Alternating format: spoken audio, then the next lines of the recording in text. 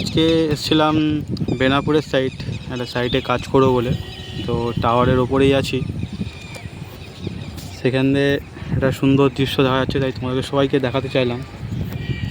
এটা বেনাপুরের সাইট। বেনাপুরের নদীটা কত সুন্দর লাগছে দেখো।